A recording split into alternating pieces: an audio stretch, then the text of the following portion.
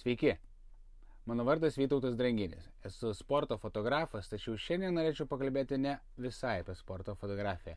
Šiandien norėčiau Jums parodyti, kaip labai paprasta iš fotokameros perkelti nuotraukas į telefoną. Šią funkciją aš dažniausiai naudoju Dakaro ralyje arba olimpinėse žaidynėse, kada labai greitai reikia vienos ar kelių nuotraukų. Yra tikrai greičiau kelti nuotraukas tiesiai iš fotokameros į telefoną ir jas redaguoti telefone, negu traukti iš kuprinės kompiuterį arba iPadą. Dar reikės tikriausiai prijungti ir kortelių skaitytuvą. Tai paskaičiavus laiką, siųsti nuotraukas iš kameros į telefoną yra kol kas greičiau ir kol kas paprasčiau.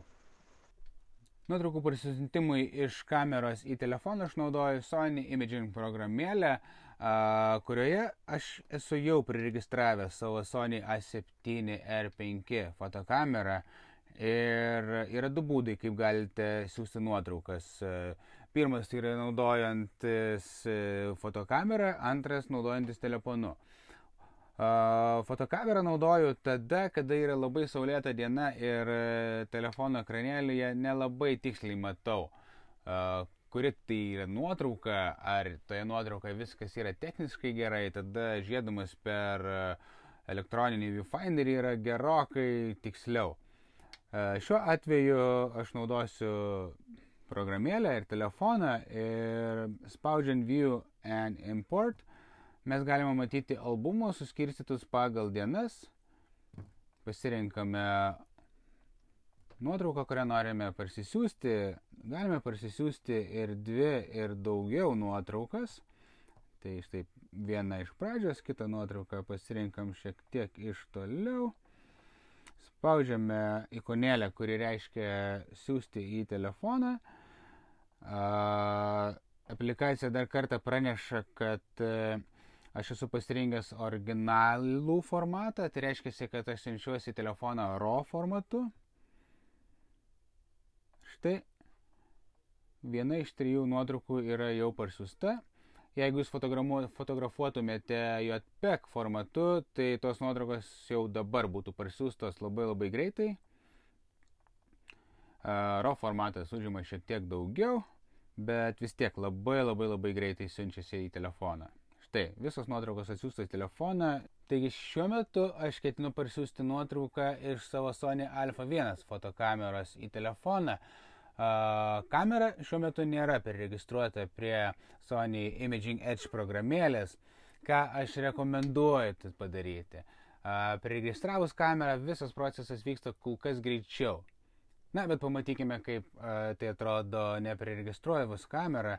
Ir šiuo metu aš parsiųsiu nuotrauką naudodamasis tik fotokamerą. Ne taip kaip prieš tai pasirinkdamas nuotrauką telefone. Taigi, jungiam fotokamerą. Pasirinkame nuotrauką, kurią norime parsiųsti. Spaudžiame Function mygtuką. Galime pasirinkti vieną mygtuką arba vieną nuotrauką arba multiple images. Tai reiškia vėlgi keletą nuotraukų vienu metu. Spaudžiame This image. Matome QR kodą, kurį galime štai taip nuskenuoti programėlės pagalba. Spaudžiame Join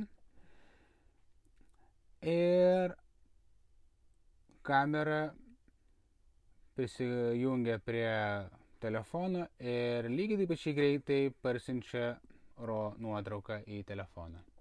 Norėčiau kreipti jūsų dėmesį į kameros nustatymus, kurie gali jums padėti arba paaiškinti, kodėl galbūt jums nepavyksta sujungti kameros su telefonu.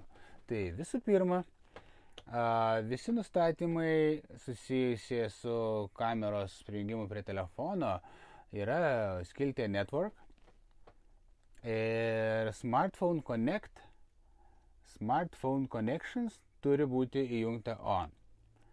Kodėl kartais galbūt neleis jums to padaryti, atkreipkite dėmesį į Transferred and Remote skiltį ir PC Remote Function. Čia turi būti išjungta.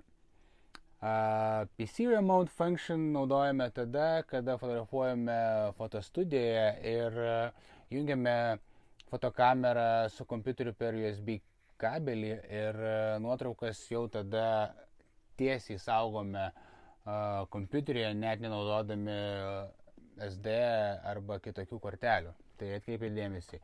PC Remote Function turi būti išjungta ir Smartphone Connection turi būti įjungta.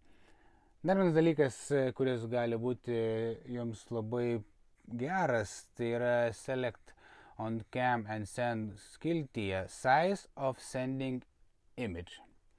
Čia galite pasirinkti, ar siūsti originalų failą, ar sumažintą failą. Tiesa, kai kurios senesnės fotokameros neturi galimybę siūsti RAW formato nuotraukas.